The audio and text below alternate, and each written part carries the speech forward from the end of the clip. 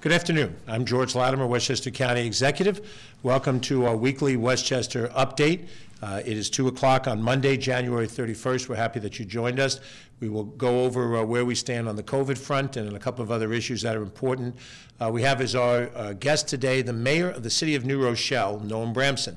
We always invite one of the mayors or supervisors to join us. In past weeks, we had Rika Levin, the mayor of Ossining Village, and Tom Roach, the mayor of White Plains. So we're very grateful to have Noam Bramson, mayor of New Rochelle, with us today, and he'll talk a little bit about issues that relate to New Rochelle, COVID, or whatever he wants to cover, just so that all of us in the county get an idea of what's happening in each of the different corners of the county as relates to both the pandemic and life in general. We'll also be joined, as we always are, by Deputy County Executive Ken Jenkins, who will help give an update on some of our efforts to vaccinate and test across Westchester County. The numbers have become significantly better on the COVID front over the last couple of weeks. The Omicron surge, which occurred right at the end of 2021 and the beginning of 2022, brought us up to as high as 36,000 active cases, which was triple the amount that we ever had at any of the prior peaks. Now that number is down, as of yesterday's numbers, to 6,000. So that's a tremendous drop. That's an 85% drop in terms of the amount of people that are currently dealing with an active case of coronavirus. And the positivity rate, or the infection rate, just in those that were tested yesterday, was 3.9%. And that means out of 100 people tested, slightly under 4 of them tested positive for coronavirus. That is a significant improvement. Just a week ago, when we gave you the update on the 24th of January, that positivity rate was 8.3%. And if you go back to the heart of the action, we were high double digits in terms of the number of people that were testing positive. So that number has slacked off, and this seems to be in keeping with what we've heard about the Omicron variant around the world, from South Africa, which is the first place it was identified, into Europe, and now here in Westchester County. The number of people that are hospitalized are also decreasing. We hit a peak, I think it was, I'll just double check my numbers, we hit a peak on or about the 10th of January when we reached 677 people hospitalized, which is a more severe reaction to the disease. The most recent number we have is over the weekend, 324 people hospitalized. So that number has dropped by more than half, and we're hopeful that that number will continue to drop as the number of cases dropped. However, the number of people that pass away due to COVID is an accumulative number. It only increases, and that number has increased rather significantly, with 5 to 7 deaths per night over the last week to 2 weeks. When we reported to you a week ago, we had 2,575 deaths. We are now at 2,610 fatalities, pandemic to date. That's almost the 2-year period of time of this pandemic. And if you want to go back just about the first part of the month, 4 weeks ago, on the 3rd of January, 4 weeks ago today, we had 2,426 people died. So we have almost lost 200 people in the month of January. We lost 60 in the month of December.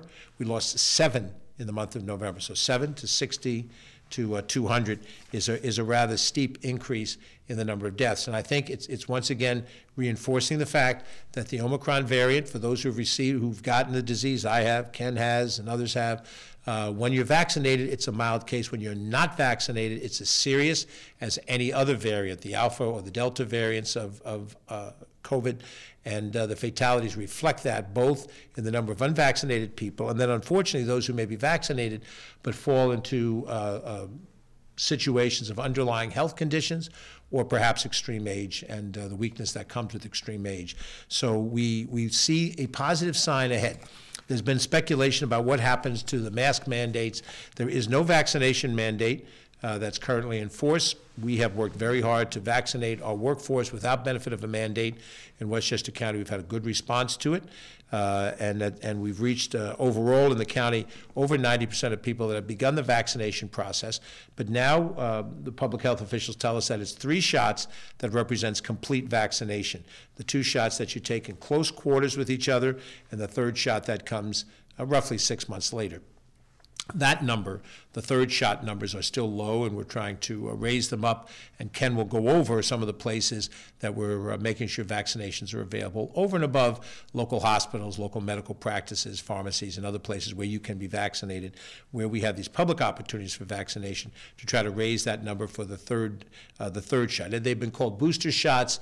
We want to, describe things as we think are accurate. It's not a question of a booster. You're completed when you have the third shot. Now, there may be, in fact, an annual shot that comes as we go through the year. We were just chatting about it before we came out, and it's my belief that we will see the mask mandate lifted sometime during the month of February, hopefully sooner rather than later. It is at the prerogative of the governor. There is a lawsuit that is working its way through the courts on appeal. But separate from the lawsuit, I think the numbers are getting to the point where the mask mandate will most likely be lifted or modified in some behavior. You might keep it in effect on mass transit and lift it for everyday, indoor settings. But whatever happens, we don't look for a mandate on masks or vaccinations. We look for compliance for what fights the disease. And if the infections are dropping and the hospitalizations are dropping, those are good news signs. The increase in fatalities is really a function of the individual. If you are vaccinated, if you wear a mask, reduce the amount of chances of getting it, you'll have a better outcome. You'll have a poorer outcome if you're not vaccinated, and unfortunately, that we think is a major reason for the increase in the fatalities. But with all of that, I have extended the order for Westchester County, the emergency order that I put into effect a while ago. It will extend for another 30 days. That order does not mandate anything intrinsically, but it allows us the opportunity to make certain decisions that are a necessity because of the urgency of the situation. I do not envision that order being extended beyond the current life of it through the month of February. I believe by the end of February, the weather will start being warmer. We'll start to move out of this. So do not think this is a matter of government overreach. This is a matter of dealing with the problem as it exists, as long as the problem exists. When the problem ceases to exist, then we will cease to need any type of executive action that's there. But we are not yet out of the woods. We still have 6,000 cases. That's still quite a lot of people. That's about half of what we had at prior peaks. And we want to try to reduce that to the best extent possible. Westchester County, I've often said, is not on an island. We deal with our neighboring jurisdictions. Of course, the city of New York borders us, and the counties to the west and to the north of us, our neighbor to the east in Connecticut, to the west, New Jersey. We're part of a region. But also within Westchester, we're not monolithic. We have urban centers in the southern part of the county. We have more rural towns in the northern part of the county, and then interspersed throughout villages and cities and towns of all different sizes. New Rochelle is, as its name is the Queen City of the Sound. It is the largest, most populated city community that we have along the Long Island Sound shore area. That is the area that I've lived in for the last almost 40 years. And New Rochelle is the leader in that corridor. Rye, Larchmont, Mamaroneck, Portchester, Pelham are all smaller communities, and so much of what drives the train is what happens in New Rochelle. We know that the first recorded outbreak of COVID almost 2 years ago, 1 month shy of 2 years ago, occurred in New Rochelle. That does not necessarily mean that it was an epicenter of the disease, because we believe now that the disease was everywhere. It just wasn't being tracked until we had some concentrated testing. But for the longer period of time, he has had to manage a city government, along with city manager, the city council, that has been at the focus of this. And very early in this process, New Rochelle had sort of an image attached to it, which it had to shed. And it shed that image because of its proper policy, the policy of dealing with the issue straight on, dealing with the COVID issue straight on, and doing a very good job. And so New Rochelle certainly has lived this as much as any jurisdiction, and even more. And the mayor of that city, who's with us today, has been an excellent partner in helping us work through this. So I give you Noam Bramson, mayor of the city of New Rochelle. Mr. Mayor. Thank you very much, George, and let me begin by returning the compliment. I remember, as you pointed out, when the first case in Westchester County was detected, gathering in this very room.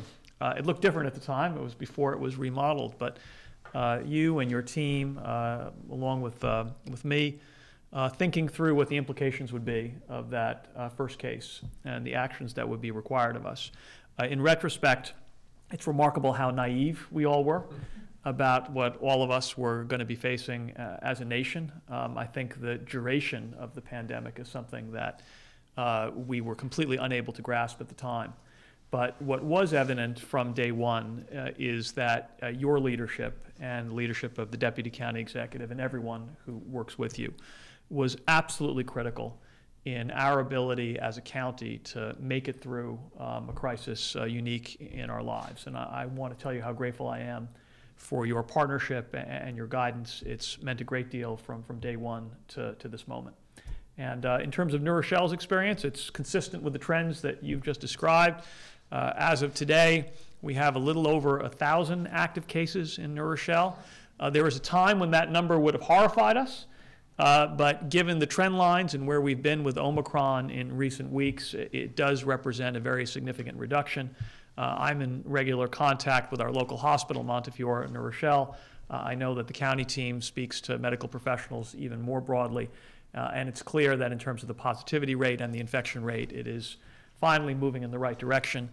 And that is a great source of assurance to all of us, notwithstanding the grief that we still feel at the continuing loss of life, as well as the terrible toll over the last 2 years. I think it's also clear that we are approaching a significant inflection point. And you alluded to this a moment ago, George. It's not as though this pandemic is going to end in the way that some of us hoped, the way smallpox ended or the way polio ended, as though we will be able to declare on a day that the disease is simply eradicated. For reasons that we can debate at great length, it's become evident that our society is simply not built to accomplish that goal of complete herd immunity and eradication of the disease. Nonetheless, when we finally make it through the Omicron wave, it seems clear to many of us that the combination of those who have chosen to become vaccinated and boosted, those who have obtained some degree of natural immunity through infection, that those things together will reduce the stress level on our healthcare system and bring this crisis to what the experts call an endemic disease. That is one that we learn to integrate into our lives and recognize will be simply part of our reality going forward. And that may represent a risk level that is greater than what we all enjoyed pre-pandemic, particularly among those who decline to follow medical guidance, decline to get vaccinated, decline to get boosted. But for most of us, it will enable us to go on with our lives in something approaching normalcy. And I know for all of us who are feeling a sense of fatigue after so many months of not being able to live life in a normal fashion, that is something that we can look forward to. The last thing I'll say is, even in the midst of the crisis, New Rochelle was always focused on what would come next and making sure that the big goals we had for community development, for progress in New Rochelle, that we held tight to those and that we'd be able to emerge stronger than ever. And I feel enormously grateful that because of the many partners we work with, because of the resilience and determination of our own residents, we're going to hit that mark. Economic development, which has been such a focal point of everything that we want to achieve in New Rochelle, particularly in and around our downtown area, is proceeding at a pace that we could not have imagined just a decade ago. We are going to be utilizing our ARPA funds. This is funding that we received from the federal government in order to make critical investments in social infrastructure, in economic infrastructure, in physical infrastructure, and in environmental infrastructure. So in every respect, we will be a more just, equitable, healthy city than we were when this pandemic began. So George, thank you again for all that you've done. It's an honor to join you on this occasion. It's always an honor to join you. And I look forward to being with you once more in happier days to come.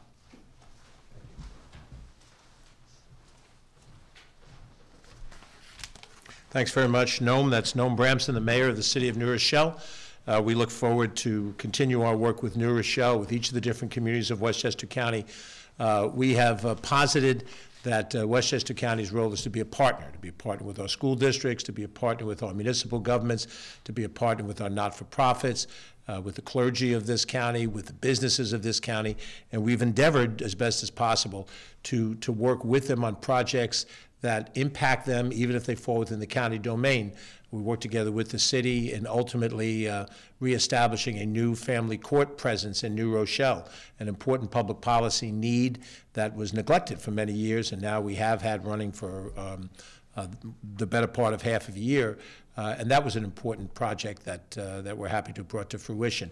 We know that when the Memorial Field project is completed in Mount Vernon, New Rochelle, Pelham will have access to that as well as part of what we hope to do. So we continue to look for projects that we can work for the benefit of all of our friends, and they have Glen Island back now, so Glen Island will be part of their mix as we go forward. Noam, thanks again for being with us today. Great pleasure. Back to the COVID front. To limit the spread of COVID, the County Health Department offers free vaccinations in White Plains and in Yonkers, and free COVID-19 PCR tests at the county center and at separate times throughout the course of the remainder of the month that ends February 28th. First and second doses and booster shots are available. The COVID-19 vaccinations at the Westchester County Center are by appointment only, Wednesdays through Fridays, and on Saturday, February 12th, that singular day, 10 to 2 p.m. There will be links posted on social media. Go on to westchestergov.com, our website. You can look at our Westchester County Government Facebook page or Twitter or Instagram, and you'll see a host of different things that you can click onto for booster vaccinations, first dose Pfizer, second dose Pfizer, whatever it falls into, Moderna, Johnson & Johnson. All of those things are available, and all of those things reflect what we're doing at the Westchester County Center. In Yonkers, we're offering COVID vaccines on Mondays. It's already begun, 4 to 7 p.m. at that clinic, which is located at 20 South Broadway on the second floor. Appointments are encouraged, but walk-ins are welcome in that particular location. So you have to kind of know which location is doing what kind of action, and all of those things will be listed on our Facebook page and our other social media outlets, so you can see exactly the information that you want to have before you make a step forward. So to talk about the COVID-19 PCR tests and some of our satellite operations, I give you our Deputy County Executive, Ken Jenkins. Ken. Thanks, George. And certainly the COVID-19 PCR testing at the county center, again, we're having testing, vaccinations for boosters, et cetera, pediatric and adult, all different times. So please pay attention to the schedule, as the county executive pointed out, and make sure you do those appointments. Those COVID-19 tests are going to continue through February at the county center. Please make that appointment to schedule a test on the county website. It's probably on the scroll at the bottom of the screen. Keep checking back, because appointments are added every 3 days, so they go out 3 days in advance, and people appropriately cancel when they're able to find appointments for those testings at their local pharmacies or their health care facilities. So again, keep checking frequently there. Mondays and Tuesdays from 8 to 4 p.m., Wednesdays 8 to 12, Thursdays from 8 until 2, and Friday again from 8 to 12. And again, remember, for the county tests, the sets at the county center, those are testing for folks that are symptomatic. That means you are displaying symptoms. Could seem like a cold and you want to make sure, again, or you were exposed to someone who tested positive for COVID-19 and you are a close contact. Not that you know someone that tested, that has been exposed, that you walk by them in the hallway or something like that. Those are very specific criteria for being exposed within 6 feet for 10 minutes cumulative or more. Remember, again, appointments are required, and you need to bring a driver's license or other photo ID. And because at that site it is a saliva test, they tell you to make sure that 30 minutes beforehand, an hour beforehand, don't use mouthwash or brush your teeth, or smoke, vape, drink, chew gum, mints, or lozenges at least for a half hour before, because, again, it's a saliva test and you want to have accurate results. We also are continuing to have our vaccination satellite locations for pediatric care specifically. So over the next couple of weeks, again, this week is second doses in New Rochelle and in Bedford at the Trinity Elementary School in New Rochelle today, and in Bedford at the Fox Lane High School. Again, those are second doses and only. And tomorrow, we're going to be doing second doses at Woodlands Middle School from 3:30 to 7:30. Again, we're letting people know this in our briefings today because, again, parents and guardians may have forgotten those second doses are coming up. And again, as the county executive points out, you want to be fully vaccinated. That means a 2-shot regimen for those folks on the pediatric side. Next week, very important, next week on Monday in Mount Vernon at the Lincoln Elementary School, the whole series is being given, whether it's for pediatrics for first or second shots or booster shots for those that are eligible in the pediatric realm next week on a Monday in Mount Vernon from 3 to 6 p.m. Again, more calendars for that. And on Tuesday, the same thing, the full set of vaccinations available, whether it's a first shot, second shot, or a booster shot for the pediatric things in the elementary school, Grady Elementary School cafeteria in Elmsford.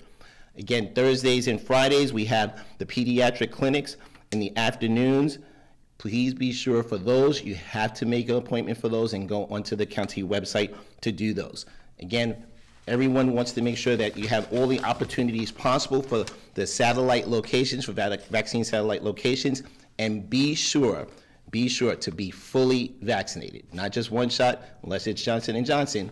You make sure that you're fully vaccinated by 2 shots and a booster. Thanks, George.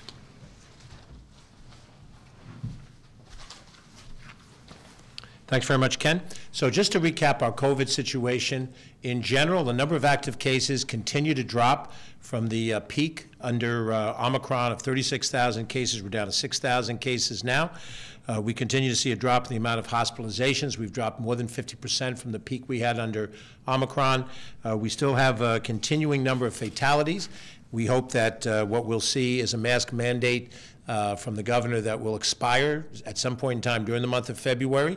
We hope that the numbers will show us being able to do that, and there may be some continuation of masks in certain settings, but it won't be the broad-based one. And we continue to work very hard to make sure everybody who can be vaccinated is vaccinated, 3 vaccination shots, not just 1, and we're doing everything we can to get back to normal. We get back to normal when we do the things that are within our power to fight this. And I think it's important to understand that at the end of the day, it's how intelligently we act, not how ideologically we act. And that's provocative to some people, but the vast majority of Westchester residents understand why we have to wear masks. The vast majority of Westchester residents understand why we have to be vaccinated. And the vast majority of Westchester residents understand that that is the path to get back to normal. We intend to be normal. We intend to walk around without masks. We intend to walk around and have social gatherings of all sorts. We want to have high school graduations this year. We want to be able to see sports together in close quarters. We want to be able to enjoy our summertime as free American citizens. And we do that by doing the things we need to put this virus behind us, and that is exactly what we're doing. To move on to just a couple of other topics, we made the decision a couple of weeks ago to start talking about what are the projects that Westchester County put in our budget to fix things that are broken. We've talked quite a bit in the past about some of the major capital projects that we've had over the life of this administration. That's over a 4-year period of time. We had pools at Sprain Ridge Park in Yonkers that lay empty for almost 8 years. We fixed those and operated them. We had a collapsing Miller House, Washington headquarters in North Castle, which we repaired. The North County Trailway that goes through the western part of the county north of 287. And we put money and fixed into that. The work that we did to create a New Rochelle Family Court, which was a brand new courtroom as part of a new complex in the heart of New Rochelle instead of a deteriorating facility further north. All of those things are examples of capital projects, or to use the sexy word, infrastructure. The federal government's passed an infrastructure bill. We need infrastructure for this, infrastructure for that. So what we want to do is make it clear, make it real to you as to what infrastructure means in specific types of projects that we're working on. We mentioned last week a project in Ossining that makes it more likely that the Ossining sewer treatment plant will not be affected by flooding. And we took certain electrical connections and put them in a way that protected them from what might be rising floodwaters. Why does that matter? Because if the power goes out in a sewer treatment plant, then the sewage can't be processed. If it can't be processed, it backs up into your bathroom. In this particular case, this was the Ossining wastewater treatment plant. There are 7 of them around the county. We also have trunk lines that go into these various wastewater treatment plants, and we have responsibility for pump stations. When the area of land is low, we have to pump the sewage up to a trunk line that will then, by gravity, go into the sewer treatment plant. It's the system that keeps us public health, safety-wise, by getting the sewage out of our homes and treated properly so that it can be discharged properly into bodies of water without polluting those bodies of water. All of that is invisible to most people. We want to make it more visible. Today we want to talk about a project that we're doing in the town of Eastchester. And it may be a little mind-numbing to get into these details, but you ought to know what infrastructure means in real-world terms. We are now, under this next project, rebuilding our Hutchison Valley trunk sewer project with a relocation project. This involves, of course, jobs for those who work in the construction field, good jobs and properly paying. It's $1 million project. And this relocation takes a section of our sewer pipe, our sanitary sewer pipe, that is currently installed inside the bed of the Hutchinson River. The Hutchinson River drives along the eastern corner of the county, further west from the Long Island Sound corridor, but it's in that same area. Hutchinson River will go from Rye Brook all the way down through Pelham and Mount Vernon and exit into the Bronx.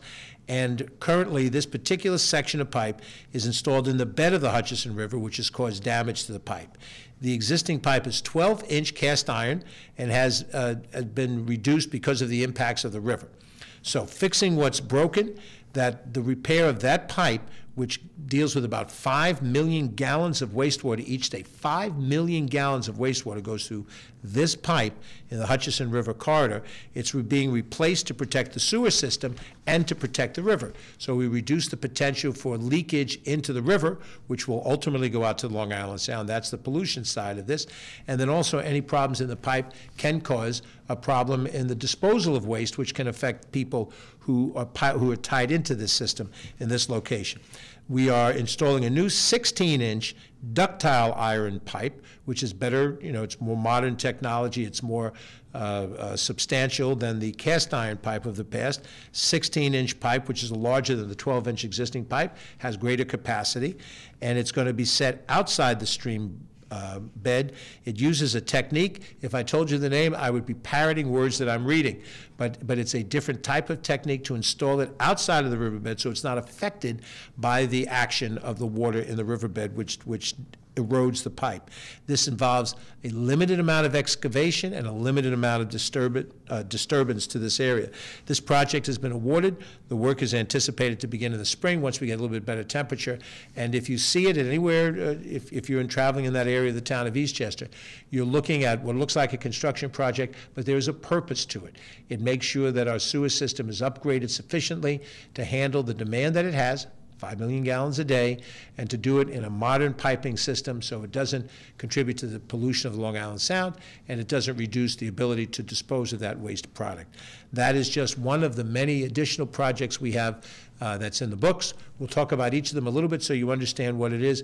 We respect the fact that certain infrastructure is visible. When we repair a road, it's visible. We repave it, dig it down, mill it down, repave it, you feel that benefit. You might see the benefit of a new bridge being constructed. There are some that have happened that we, the county, have not been involved in, but it serves better certain areas of the county. But there's infrastructure that is invisible. You don't see it, but you benefit from that infrastructure being there. And that's what we talk about today. So I wanted to highlight that for you. I want to close by referencing that we enter the month of February, and February is Black History Month, and we will be celebrating the life and times of those in the African American community. We have a county African American heritage trail. We invite you to learn more about that.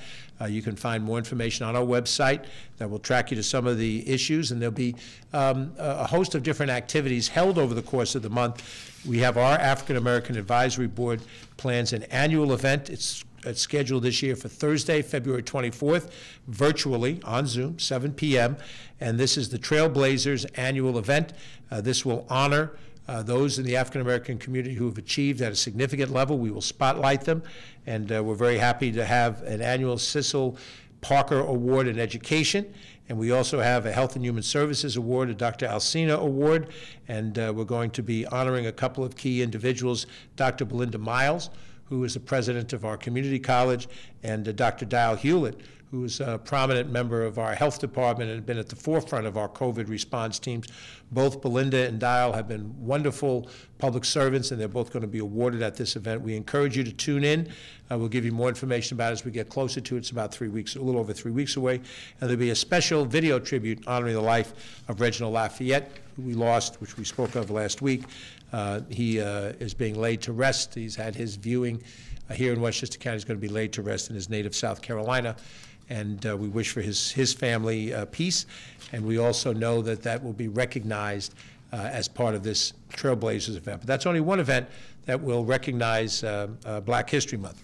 Let me point out that each month, each week, we make it a point of recognizing all of the different parts of our mosaic. You've seen us here creating different boards and commissions. You've seen us have certain events. We raised the Italian flag during the month of October at Kensico Dam. We raised the Albanian flag a few weeks after that at Ridge Road Park. We honored our Hispanic brothers and sisters also in that period of time from mid-September to mid-October. In the month of March, which is coming, we will honor those of Irish American heritage. Obviously, St. Patrick's Day is a central point in the American-Irish experience. We will also honor our Asian brothers and sisters, our Jewish brothers and sisters, Muslim, across the board, because all of those different mosaics make up who Westchester County is. And we each have our own personal demographics, but we live in a society with people who have a variety of different religious traditions, traditions of the countries that their antecedents came from, and we appreciate all of those cultures because they all make us a stronger American culture. And this month coming up, the African American recognition that comes from the History Month is very important to us, and we hope you'll be able to participate in that. We'll continue to give you updates on a host of different issues as we go along. COVID is on our mind, but as I've said a few seconds ago, we're hopeful, very hopeful, that we'll be making enough progress in the month of February that we can move out from certain of these restrictions, and as we hit next month in March at the 2-year anniversary of COVID, that we will be able to say we've made some significant strides, particularly over the last year where we've had both some treatment for COVID and then, of course, vaccinations for COVID as well. I'm going to check with Catherine Chaffee, our Director of Communications. She informs me there's no questions from the press. Any member of the press who is observing this, picking up the feed, is welcome to call us at 995-2932. Catherine Chaffee's on duty. Today we have Lisa Reyes, who's on duty. She is our director here in the media room to help us stay on the straight and narrow. And we appreciate their work and the work of the rest of their colleagues, Joe Scamato, Carolyn Fortino, Chelsea Pagano, John Borst, and all those that put their shoulder to the wheel as we communicate. We will be back again a week from today for our next update, 2 o'clock next Monday. We'll be in the month of February. So let me extend to all of our Chinese American friends in Cantonese, Gung Hei Fat Choi, Happy New Year. There is a Mandarin way to say it. I'm not sure I can say it reliably yet, but I'm going to work on it.